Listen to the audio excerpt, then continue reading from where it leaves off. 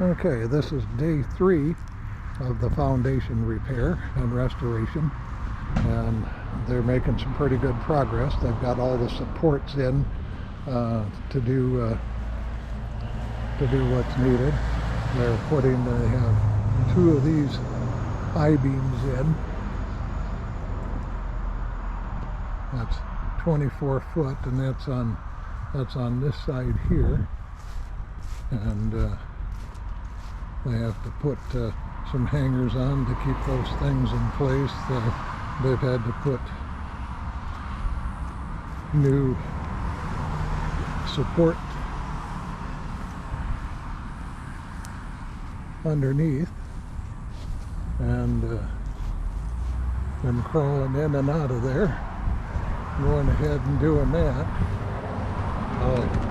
We'll be going ahead, and we've had to go ahead and pull dirt out, put gravel in, put cement blocks down in, cement pads back in, and then build that up. And they have these things here that will be going underneath. They put 10 different supports over here on this side.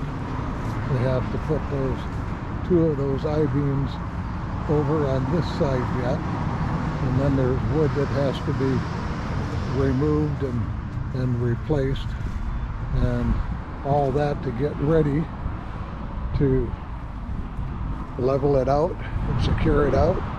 And that's pretty much what's going on today, and it'll be probably a few more days of their working to get this, and then after that's done, then we'll be going ahead and we'll be replacing some of the wood on the siding and getting that all ship shape.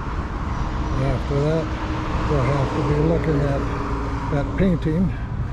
Might have to go ahead and get new lattice work to put around the outside to pretty it up a little bit. But things are moving along really well. The people that are working are very conscientious. They've come up with a really good plan, and I believe that this place will be able to stand at least from the foundation point for at least another 100 years. Thank you.